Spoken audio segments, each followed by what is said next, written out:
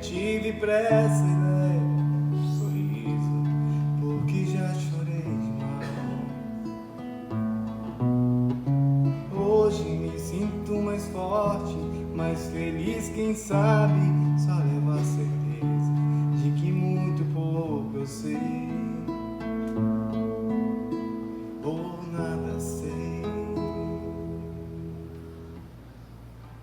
Conhecer as manhas e o sabor das massas e das maçãs.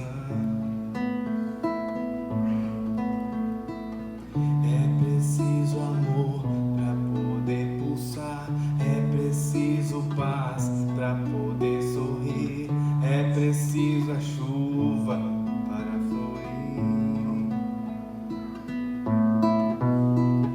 Penso que cumprir a vida seja simplesmente compreender a marcha, ir tocando em frente.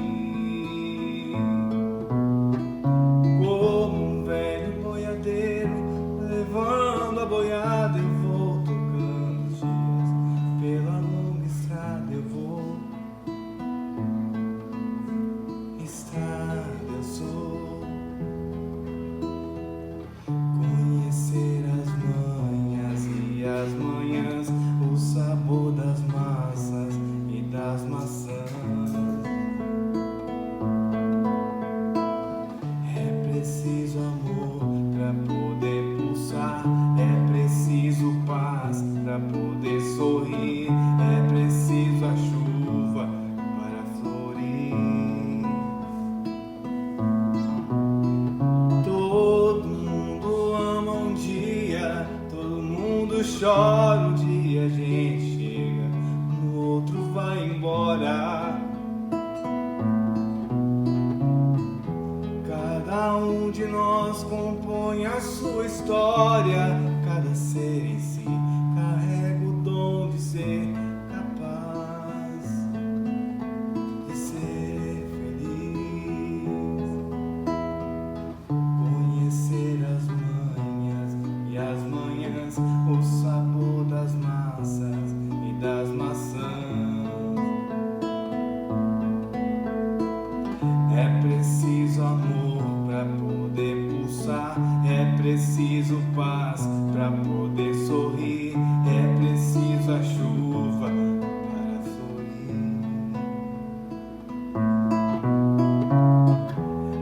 Ando devagar porque já tive pressa e leve este sorriso, porque já chorei demais.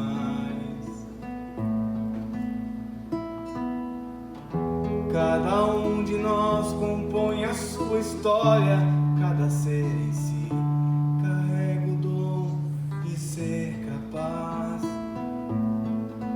de ser feliz.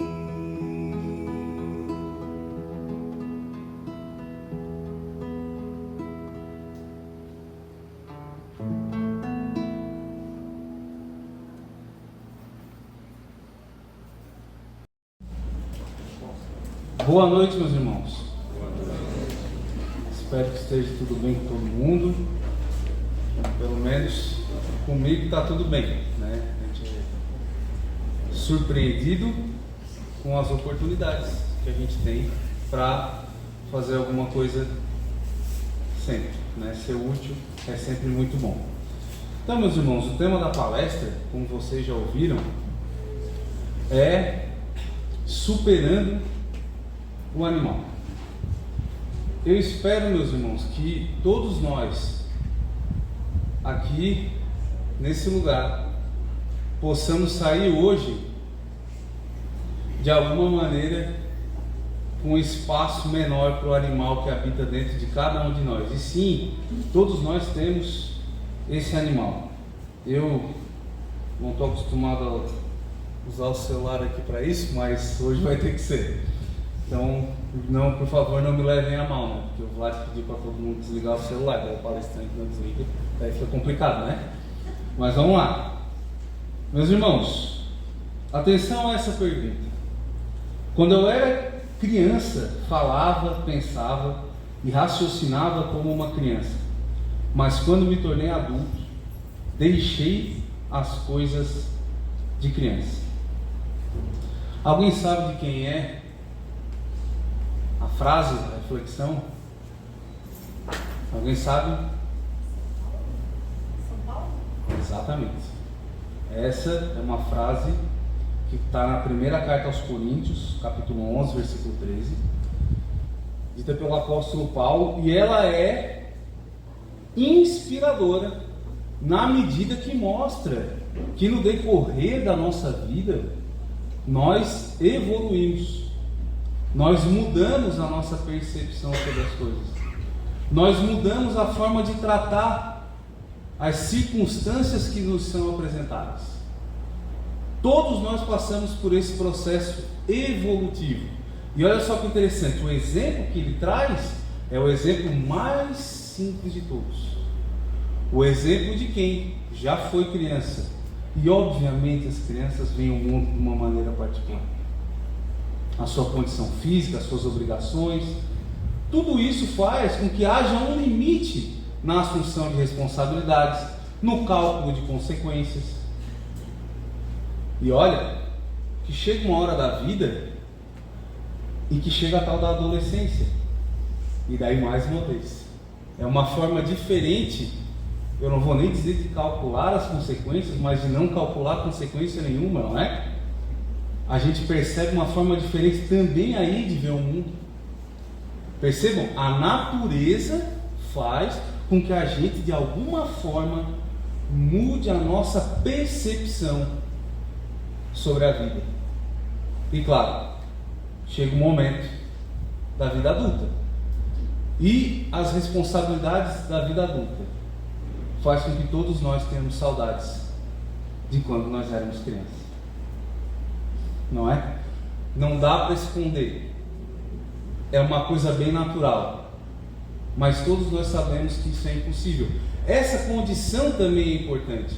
A maturidade nos faz entender que algumas coisas ficaram para trás, que algumas coisas não vão mudar e que a gente pode daqui para frente. O nosso hoje é sempre melhor do que o ontem e a gente espera que o amanhã seja melhor do que hoje, não é verdade? Só que quando chega o momento de fazer essa reflexão através da idade, que é o exemplo aqui que o apóstolo Paulo trouxe para a gente tem que fazer um outro exercício, que não é a idade pela idade ou o passar do tempo pelo tempo, mas as experiências e a nossa maturidade. E quando o apóstolo fala aos irmãos de Corinto sobre isso, ele está falando de maturidade espiritual mesmo. E eu poderia ficar aqui o meu tempo inteiro falando só da maturidade espiritual, das responsabilidades que todos nós assumimos, porque claro, né? Quando a gente está dentro do centro espírita, a primeira coisa que a gente tem que ter em mente é que as obrigações assumidas para essa vivência foram assumidas por nós. De alguma forma elas foram. A gente quer negar, a gente quer fingir que não aconteceu, a gente quer até alegar que não lembra, mas não faz diferença. As obrigações não deixam de existir. E claro, à medida que o tempo passa aqui, a gente também vai assumindo novas obrigações espirituais. Eu poderia falar, por exemplo, das obrigações que a gente assume com a própria casa espírita, não é verdade? Para falar um exemplo bem raso, tá? Tem as nossas responsabilidades com os nossos irmãos, mas veja, a gente só consegue compreender isso e viver isso se de fato nós assumirmos o nosso papel enquanto adultos, enquanto maduros. Senão, de fato, é tudo muita infantilidade, não é, meus irmãos? É muita infantilidade achar que as coisas simplesmente vão acontecer. É muita infantilidade acreditar que o simples fato de existir por si só pode proporcionar alguma coisa. Sabe quem é que vive assim? Os animais. Os animais têm obrigações limitadas nesse plano. Falando espiritualmente, eles têm obrigações bem limitadas. Veja, a providência divina os colocou aqui. Eles cumprem o seu papel. E a partir do momento que eles cumprem o papel, existe uma obrigação gente não precisa estar no mérito de como ela é cobrada, mas olha só que interessante a questão 602 do Livro dos Espíritos. Os animais progridem como o homem por ato da própria vontade ou pela força das coisas? Essa é a pergunta. A resposta: pela força das coisas, razão porque não estão sujeitos à expiação. A gente percebe duas coisas aqui. Em primeiro lugar, o nosso processo de expiação, o nosso sacrifício, a nossa dor, é uma condição do nosso progresso. Se não tiver dor, está errado. Parece Pilates, mas é espiritismo, não é? Enfim, a gente tem que passar por essas provas mesmo, é assim, e a gente vê que os animais, eles não têm essa obrigação. Os animais simplesmente vêm aqui ter a sua experiência, as suas sensações, e eles são impelidos pelo movimento da vida. Vejam, um estágio evolutivo bem rudimentar em relação ao nosso. Por isso que eu comecei a palestra falando sobre responsabilidade e sobre a percepção dessa responsabilidade. A gente não pode, de forma alguma, esperar que a simples existência pode gerar progresso. Então, meus irmãos, para aqueles que querem ficar na inércia, esperando o movimento da natureza, eu lamento dizer, vai doer. Vai doer. Vai doer bastante às vezes. Mas a gente tem que ter alguma fé de que isso é para o nosso bem, que a gente espera um resultado positivo disso. Então, a nossa evolução espiritual nada mais é do que um processo de transcendência. Nós temos que transcender, nós temos que passar de um ponto para o outro sucessivamente, com as nossas responsabilidades, com as nossas obrigações, com as nossas dores, e dores de toda a natureza, sejam elas físicas, emocionais, a dureza do convívio, que muitas vezes machuca sim, mas também tem o conforto do convívio muitas vezes, que nos dá o apoio, o suporte dos irmãos. Tudo isso faz parte de uma convenção. Olha que interessante, os animais, eles também se ajuntam em bandos, eles também têm um objetivo comum, mas é tudo instintivo. Veja que é tudo instintivo, não existe um raciocínio por trás daquilo, não existe heroísmo no mundo animal, é puro instinto, a coisa só acontece. Porque para a gente analisar isso, uma perspectiva bem racional e bem fria, o heroísmo é a assunção do risco conhecendo ele. Isso também é uma coisa que tem que ser dita. E aqui, meus irmãos, alguns perguntam, né? Pô, mas ele veio fazer a palestra agora, mas ele está lendo, né? Então ele sabia. Olha, assim, por um acaso eu tinha uma palestra preparada. Então, vou tomar a liberdade de ler com vocês um trechinho aqui de uma obra de um filósofo, que não é um filósofo espírita, tá? Mas eu acho que o que ele disse cabe muito para a nossa doutrina. Eu acho que faz sentido para o que a gente está discutindo aqui hoje. E nós, os espíritas, nós somos livres pensadores, né? A gente não fica em jaulas como os animais. A gente tem uma mente livre, a gente pode estudar, a gente pode pensar e criticar quando algo não presta e aproveitar quando algo presta. Então, para quem não conhece, esse filósofo chamado Ortega y Gasset, esse espanhol influenciou muito a minha forma de pensar, eu confesso, porque ele tem uma visão da vida que é em certa medida conservadora, mas acima de tudo é realista. Olha só, o homem nunca é o primeiro homem. Os pobres animais a cada manhã encaram o fato de terem esquecido quase tudo o que viveram no dia anterior, e seu intelecto tem que trabalhar sobre um material mínimo de experiências. Assim, o tigre de hoje é idêntico ao de 6.000 anos atrás, porque cada tigre tem que começar de novo a ser tigre, como se não tivesse existido nenhum outro antes. O homem, ao contrário, graças ao seu poder de recordar, acumula seu próprio passado, toma posse dele e aproveita. O homem nunca é um primeiro homem, começa a existir desde logo sobre certa quantia de passado amontoado. Esse é o tesouro único do homem, seu privilégio e seu sinal.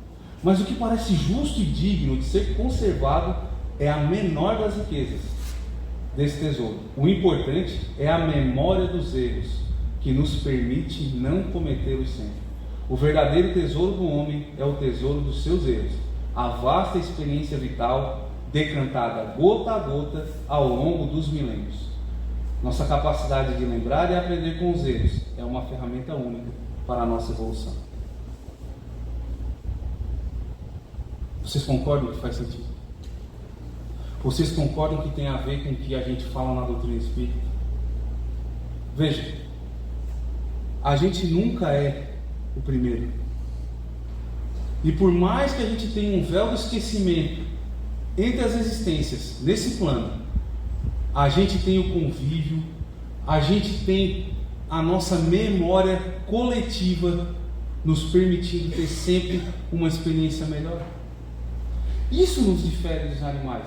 Inclusive tem até uma história aí de uns símios que foram pesquisados, fazendo um culto fúnebre lá no nosso grupo de estudo. Isso foi discutido amplamente, né? Obviamente, como todo grupo de estudo espírita, quando começa a falar de animal, tende a perder o foco por um instante. Mas a gente percebe ali, começa a perceber de alguma forma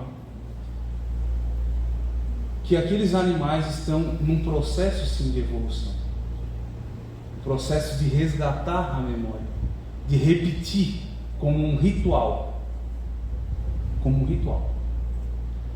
E veja, eu não estou falando aqui de rituais como meras repetições. A doutrina espírita, inclusive, é crítica disso.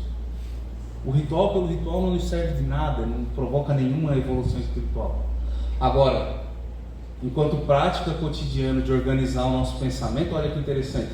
A gente tem já uma sistemática de como vai começar a nossa palestra aqui.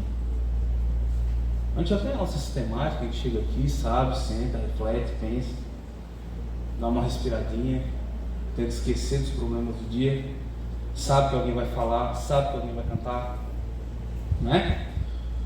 De alguma forma, essa prática nos ensina e nos ajuda a progredir. Alguém que nunca chegou aqui, temos pessoas que estão hoje aqui pela primeira vez, elas foram orientadas sobre isso, elas vierem na próxima vez, elas já entenderam como é que é. E olha, elas não vão precisar fazer um grande esforço para entender como se entrosar aqui, como desfrutar do melhor que esse ambiente pode oferecer. E assim é a vida. E assim é a vida. A cada experiência registrada, a cada costume estabelecido, cada conhecimento transmitido, a gente vai amontoando. Como disse o filósofo, esse conhecimento é passado para cada pessoa que toma posse dele e vive a experiência. A gente não precisa, meus irmãos, a gente não precisa, porque nós não somos animais, a gente não precisa saber exatamente como é que foi a nossa vivência, a nossa experiência encarnada antes dessa encarnação. A gente tem aqui instruções de como a gente tem que viver essa. A obrigação é para essa. É aqui que a gente tem que fazer. E de certa maneira é simples, é só fazer o que está dito ali. Eu relutei muito se um dia eu ia falar isso numa palestra, mas, por que não? Uma vez eu escutei alguém dizer que Deus, o Deus que a religião ensinou para as pessoas, é um Deus que te ama. O Deus da religião é um Deus que te ama. E Ele te deu 10 regrinhas básicas para tu seguir. E se tu não seguir, Ele vai te queimar eternamente no inferno. Mas Ele te ama. De alguma forma, esse mesmo Deus é onipotente, é onisciente, mas Ele tem muito problema com dinheiro. Ele precisa muito da tua ajuda.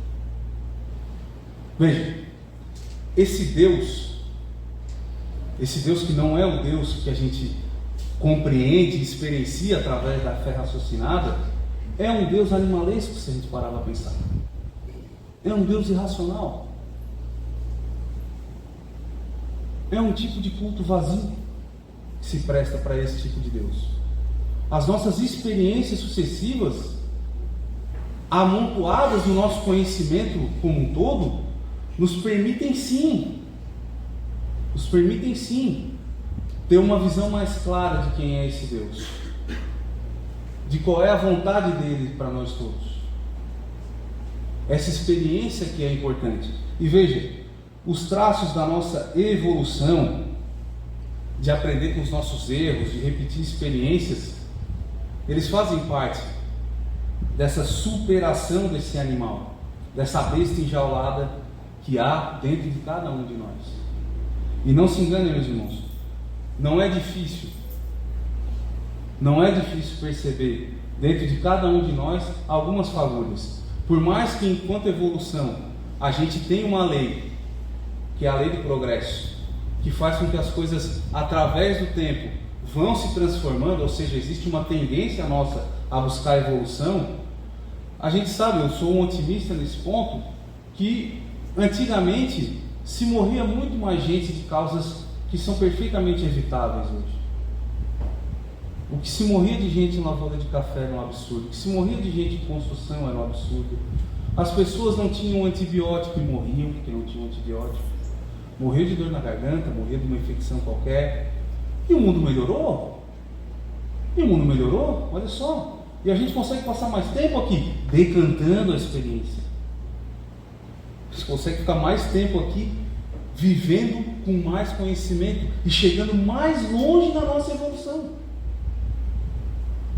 Será que existe um limite para a gente aqui? Para a nossa evolução nesse plano?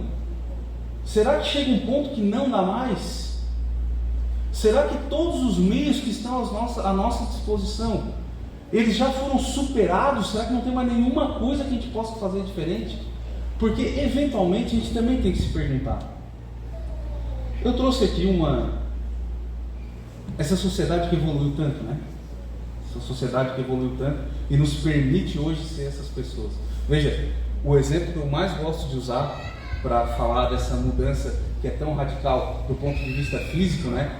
Por exemplo, quando o mundo, nos seus primórdios, né, não tinha essa atmosfera, a gente tinha maremoto todo dia, terremoto todo dia, era impossível viver o humano aqui no começo. E com a medida que a espiritualidade foi evoluindo aqui nessa pequena bola no universo, o mundo foi ficando cada vez mais habitável, foi sendo cada vez mais possível. Isso é o progresso. E a gente tem os problemas ambientais, né? Ele está falando que talvez daqui a pouco vai dar um problema. Será que a gente começou a fazer a outra volta da curva? Será que o animal está sendo mais bem alimentado que o homem dentro de cada um de nós? Como é que a gente faz essa leitura? Como é que a gente faz essa reflexão? Eu trouxe, meus irmãos, com toda a liberdade aqui, eu trouxe uma citação de outro filósofo, que também não é espírita, mas ele fala algo importante para a gente. O nome dele é Byung-Chul Han, é um coreano que tem vários escritos, né, sobre essa nossa sociedade contemporânea. E olha só que frase, que escrito duro que ele nos oferece.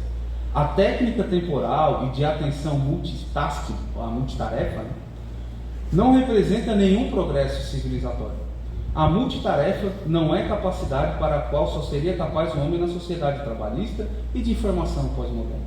Trata-se de um retrocesso na vida selvagem.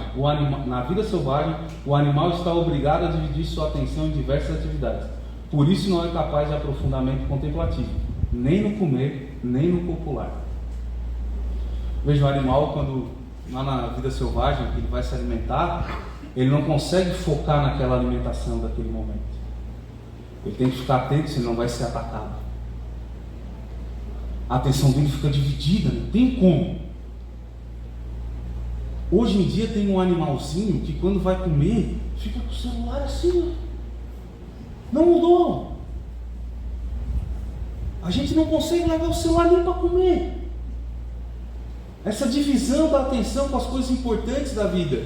E daí, claro, eu não preciso nem falar que quando a gente vem para a nossa atividade espiritual, isso ganha uma proporção muito maior.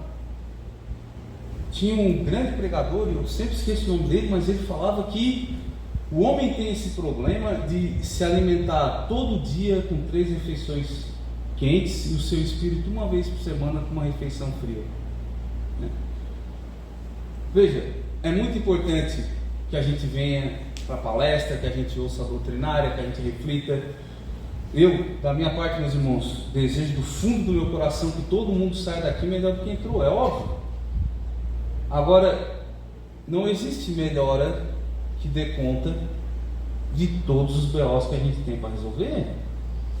A reflexão é diária, lá em casa, nós temos que estudar, nós temos que orar, temos que refletir. E aqui vem um ponto que eu acho importante destacar sobre a diferença do animal para o homem. E por isso que nós temos que superar esse animal. Essa capacidade de autocontemplação é uma coisa do humano. Um animal na frente do espelho não se reconhece, não consegue se contemplar, se entender. Ele não consegue, simples assim. E muitas vezes nós também não conseguimos mais nos observar, nos perceber. E, gente, com todo respeito, tudo isso que eu estou falando são aspectos doutrinários. A doutrina espírita tem um pilar que é a reforma íntima. Como é que tu vai reformar uma coisa que tu nem sabe que está quebrada? Se a gente não se percebe, se a gente não se analisa, se não faz uma autocrítica, fica muito difícil consertar alguma coisa. Fica muito difícil. E veja, isso é uma coisa nossa, dos humanos. Isso é uma coisa nossa. Os animais, como vocês ouviram, meus irmãos, o tigre é o tigre há 6.000 anos, o mesmo tigre. Nós não. Por que não? Por causa da nossa capacidade contemplativa, de observar as coisas. O caminho da superação, meus irmãos, está baseado lá na doutrina espírita e na filosofia como um todo, como conhece-te a ti mesmo. E mais uma vez eu vou tomar a liberdade aqui, né? Tem uma máxima socrática no espiritismo. A questão 919, qual o meio prático mais eficaz que tem o homem de se melhorar nessa vida e de resistir à atração do mal? Essa foi a pergunta no Livro dos Espíritos. A resposta: um sábio da antiguidade vô-lo disse, conhece-te a ti mesmo. Desde muito essas mensagens são transmitidas. Mas por que esse animal continua tendo espaço nos nossos dias? Por quê? Qual é o problema, né? Não, meus irmãos, qual é o problema? A gente tem que fazer essa pergunta incômoda. Não aqui hoje. Não aqui hoje. Eu vou para minha casa pensando nisso também. Mas, de alguma forma, o nosso dia a dia tem que ser pautado por isso. Nas relações interpessoais, no casamento, no trabalho. Todas as nossas relações interpessoais têm que ser pautadas pelo conhece a ti mesmo. E aqui tem uma coisa muito importante que tem que ser dita: ninguém é obrigado a nada. Essa nossa liberdade, a liberdade espiritual que nós temos, consiste justamente em fazer as coisas no nosso tempo, de acordo com a nossa capacidade. Essa certeza máxima de que a gente não tem nenhum fardo que a gente não possa carregar. E alguns vão dizer, pô, mas o fardo daquele ali é pesado. Pô, mas o meu fardo é pesado. De fato, ele pode até ser, mas você pode carregar, senão você não teria ele.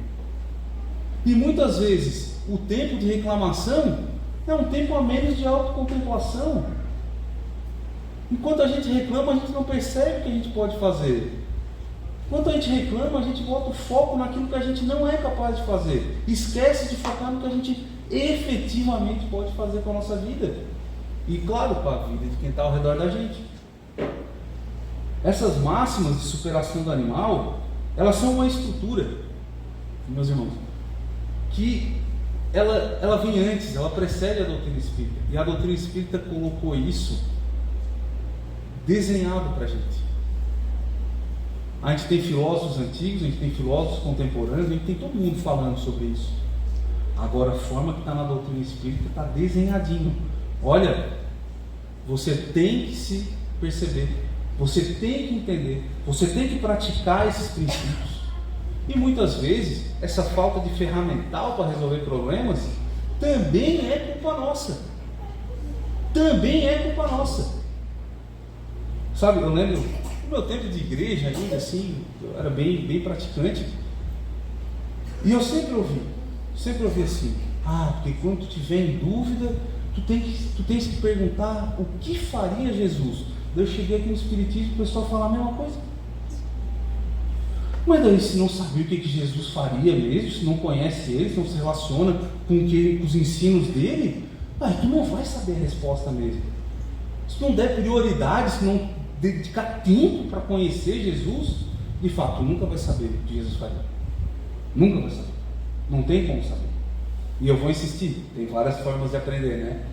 Aqui é uma delas, né? Tem o estudo em casa e tal, obviamente tem os grupos de estudo que, na minha opinião, né, são uma potência do Espiritismo, a capacidade que tem de disseminar a mensagem, de propiciar instrumentos para a reforma íntima, naquele encontro, geralmente semanal, em que se aprende doutrina, claro, mas em que a gente consegue, de uma maneira mais calma e mais tranquila, colocar os nossos pensamentos em ordem de acordo com a doutrina.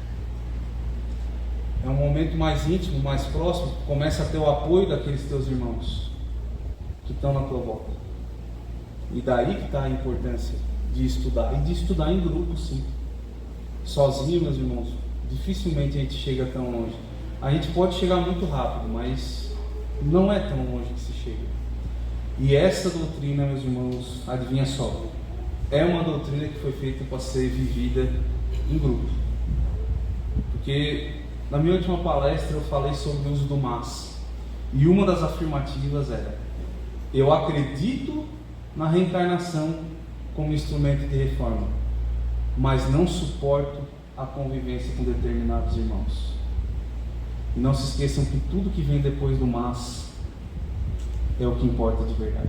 Estava antes, já era. Não adianta dizer que acredita, não adianta dizer que pratica. Se tem esse mas, a coisa complicou. Por isso que eu estou batendo nessa tecla agora, do nosso ensino, do nosso estudo, da nossa aquisição de ferramentas para, de fato, poder agir conforme agiria Jesus. E alguns diriam que tem coisas que a gente tem que viver que até Jesus duvidaria.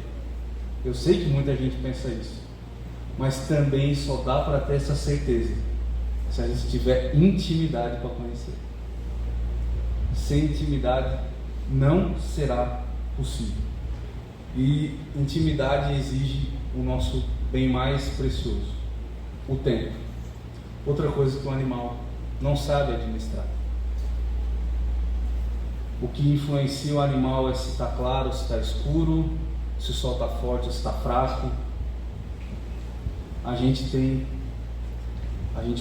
24 horas para organizar a nossa vida, a gente tem dias, a gente tem semanas, a gente já tem esses instrumentos, até isso foi colocado à nossa disposição. Eu não quero dar aqueles discursos motivacionais de que não dê desculpas, faça, porque eu sei que é difícil também. Eu tenho as minhas próprias dificuldades. Cada um eu sei que tem o seu calo e sabe onde ele aperta. Agora, de alguma forma, se a gente fingir que esse problema não é com a gente, ele vai continuar com a gente por muito tempo, muito mais do que essa existência. Por isso que a gente muitas vezes, para algumas pessoas é difícil, né, entender que, e até tem uma questão, é difícil de lidar, mas é verdadeiro. Muitas pessoas questionam que quando um cachorro eventualmente ataca uma criança ou faz alguma coisa assim, ele é sacrificado. É bem comum que se sacrifique. Eu não quero entrar no mérito se essa prática está certa ou errada, tá? Eu só estou dizendo que é comum que aconteça. E alguns vão dizer, por que quando um homem faz a mesma coisa, ele também não é sacrificado? Alguns vão dizer isso.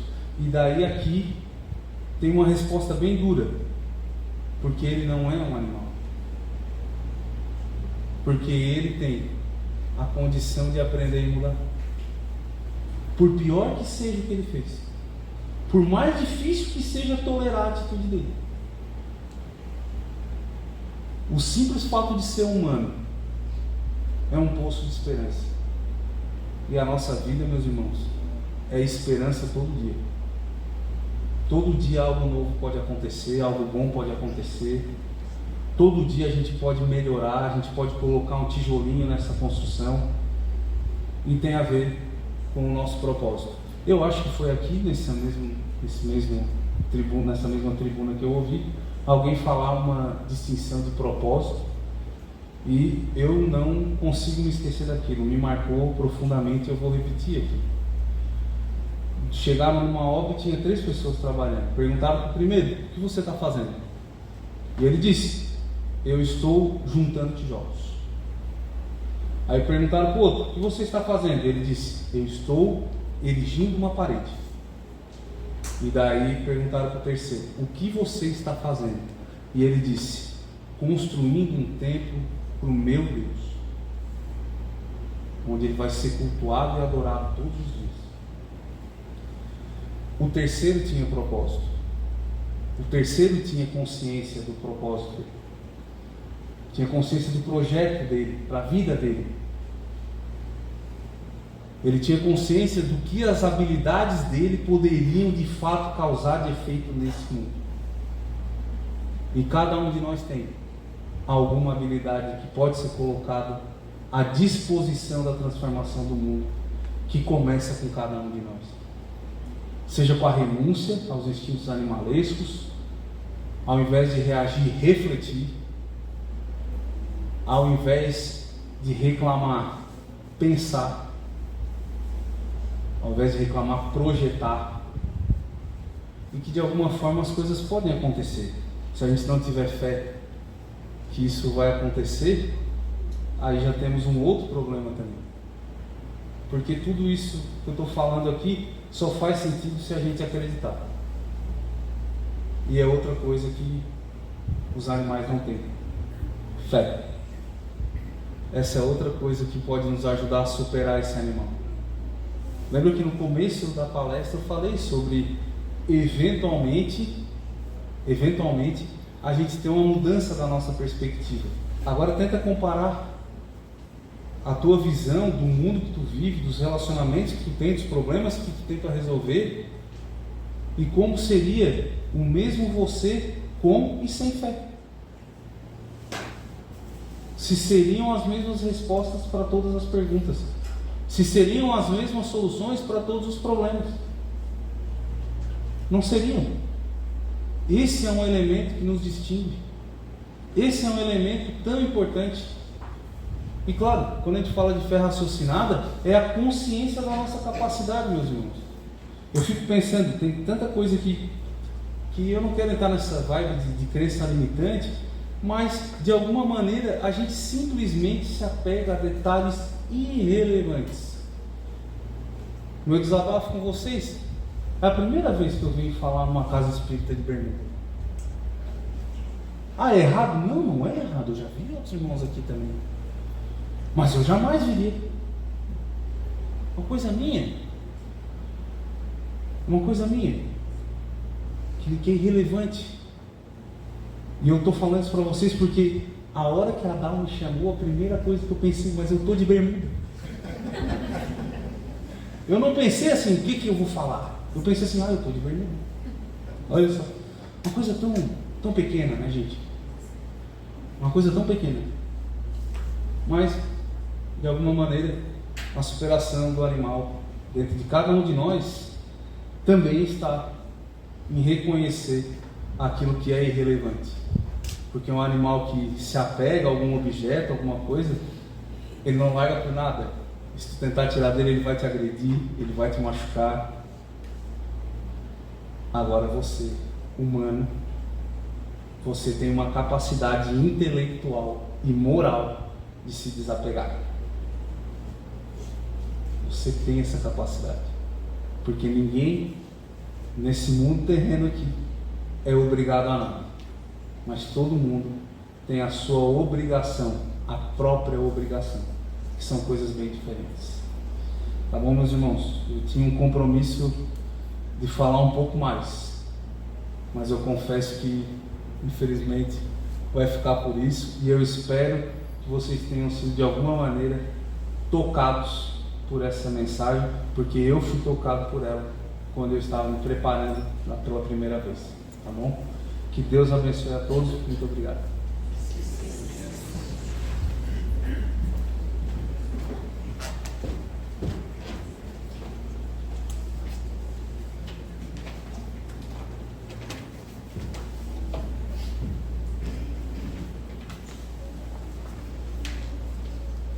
Então, meus amigos, os agradecimentos ao Mateus. Eu tenho certeza que todos aqui, quando o Mateus, se ele quiser vir de bermuda, de calça, de pijama, de vestido, pode vir, Mateus. Não tem, a gente não se incomoda com isso. E pode trazer essas verdades que você trouxe também, Mateus, que às vezes até pode, a gente para pensar, né? E percebe, meu Deus do céu, eu sou mais ou menos assim, ó. Mas não se preocupe que ele também é mais ou menos assim, né, Mateus? Então, obrigado, meu querido.